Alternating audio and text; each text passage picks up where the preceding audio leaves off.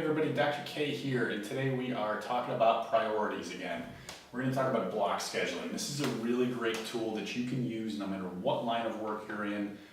Maybe you don't have the control over your schedule that I do as a chiropractor and a business owner, but everybody has some control over their schedule, and this is a nice way of thinking about your work day or your day in general and trying to make sure that you go into it with a game plan, you know what you're going to do, and you're going to get that result as opposed to just react all day, and you're chasing all these fires all over the place, putting them out, and you're not really accomplishing anything important. So take some time, think through. You can put together a spreadsheet. It's a great way of keeping track of this, just to imagine what your day should look like and then try to make your day look like that. One of the things we talk about with work in general and priorities, inertia. It's one of the laws of physics, and it's one of the laws of productivity. Objects in motion stay in motion, objects at rest stay at rest. You know how hard it is to start something new and get that first 5-10 minute push of productivity and getting things done, and then you kind of fall into a groove and okay, now it's happening easier. So if you're just starting all these projects and you're only going to here and then you're jumping to something else and you're getting distracted, you're checking emails, your phone's going off, you're never building that inertia and that momentum to really propel you through to finish that step or that project or that item. So make sure that when you're working on something, stick to it for a allotted time period and then go on to something else. This also helps you to cut down on distractions. If we don't have check Facebook anywhere in here, so really try to leave that for the off time or when you're at home or when you're on lunch. Try not to do it during the workday and you're going to end up getting more done. Consistent progress. If you don't finish any of these items, that's okay, so long as you work on it for the allotted time period and then you go to the next thing. Say I'm going to work on, and we're going to go through this in more detail in a second here, but if I'm going to work on my top 3 items, my big 3 action items for the day from 10 until noon. At noon, I need to stop and go get lunch and take a break and collect myself and then come back at 1 o'clock and I'm going to do emails at 1 o'clock.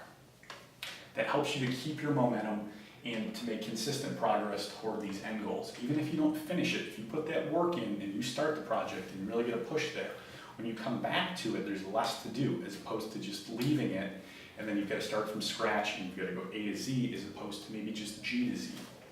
Action plan for the day. If you don't go into the day with an action plan, you are not going to accomplish what you set out to accomplish. So just like we game plan before a football game, just like we give kids a syllabus at the beginning of a semester where it takes them through A to Z, how are we going to get from here to here, you need to do the same thing in your day-to-day life. All of your idols do this. I don't care whether you idolize presidents of the United States, Tony Robbins, Warren Buffett, Bill Gates, Michael Jordan, whoever it might be, whatever they do for a living. These guys all have somebody who puts this together for them, or they put this together for themselves, and they stick to this. This is kind of a broad representation of it. This just goes, if you work a 9 to 5, this is kind of your 9 to 5 daily schedule here. But a lot of these people, their time slots are 15-minute increments. Some of them, it's 10-minute increments.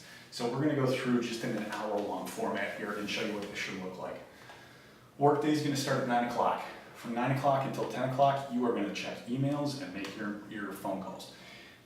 You're not going to do that again. You're not going to go back to doing this until 1 o'clock.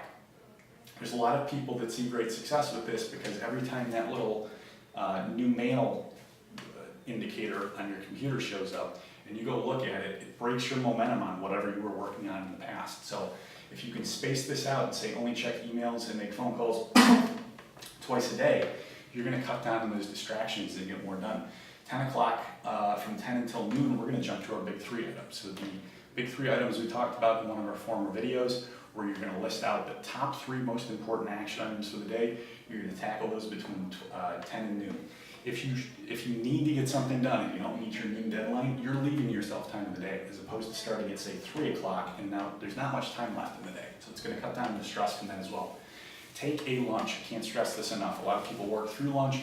It cuts down on your productivity. You need some time for you.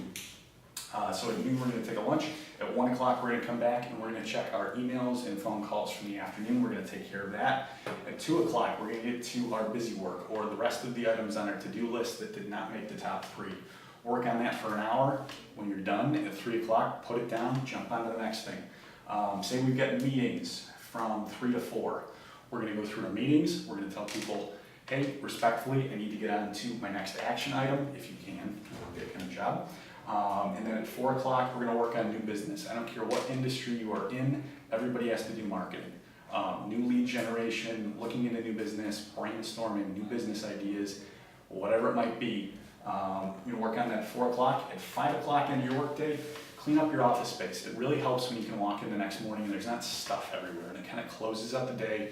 It's a nice way to kind of bookend the day, close the book, so to speak, and prep for the next day. So sit down, 5 minutes, put together your top 3 for the next day.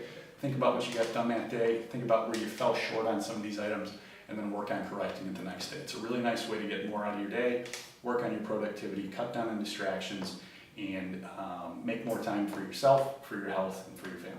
Give it a shot. Let us know how it goes.